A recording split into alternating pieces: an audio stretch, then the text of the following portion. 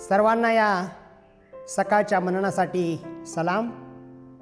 परमेश्वराची पवित्र कृपा या संदर्भात आजच्या दिवशी पुन्हा एक वार आज आपण त्याच्या वचनाचं मनन करूया, कारण देवाची कृपा ही आम्हासाठी खूप मोठी देणगी आहे, खूप मोठा अनुग्रही आशीर्वाद आहे।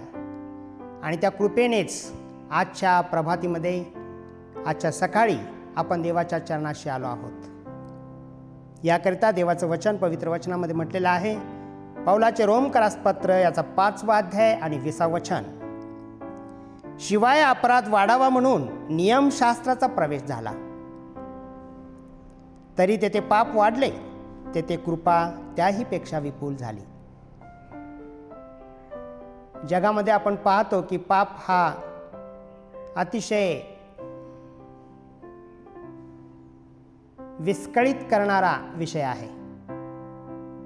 पापाची व्याख्या तुम्हाला आणि मला करता येत नाही, कारण आपला स्वभाव पापी आहे।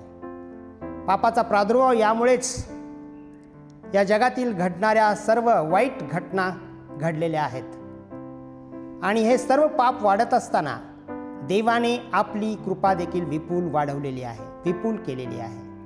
आज या वचनावर आपण विचार करत असता देव जो बाप, देव जो पुत्र आणि देव जो पवित्र आत्मा तुम्हाला आणि मला हे मार्गदर्शन करत आहे की आपण पापापासून विभक्त व्हावं, देवाची कृपा अवलंबावी आणि त्या कृपेमध्ये देवाच्या पवित्र प्रीतीचा अनुभव एकमेकांना देऊन सार्वकालिक जीवनासाठी तयार व्हावं।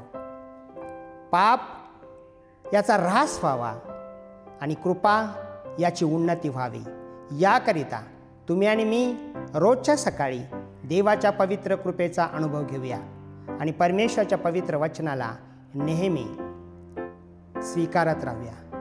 आणि आपण आतून आणि बाहेरून, अंतःकरणातून आणि जगातून वावरत असताना आपण शुद्ध होऊया, कारण देवाची कृपा विपुल आम्हावर झाली आहे। परमेश्वर देव बाप हे वचन आपल्यासाठी या प्रभातीला आशीर्वादित करो। आपण प्रार्थना करूया। स्वर्गीय महान पवित्र परमेश्वर देव बापा, तुझी विपुल कृपा याद्वारे पुन्हा एक वार आज आम्ही तुझ्या चरणाजवळ या सर्व प्रियजनांच्या सहित आलो आहोत। आम्हा सर्व व्यक्ती, परिवार, कुटुंब, लेकरांना तुझ्या समक्षतेमध्ये तू जवळ घे, मायेची पाकर घाल, स्वर्गीय आशीर्वाद आणि परिपूर्ण कर, उत्तम आरोग्य प्रदान कर आणि तुझी कृपा समजून घेऊन त्या तुझ्या कृपेत राहण्यास तू आम्हाला तुझा वात्सल्यपूर्ण आशीर्वाद दे।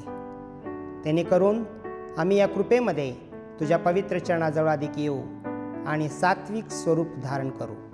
येशूच्या नावाने मागतो, आमेन।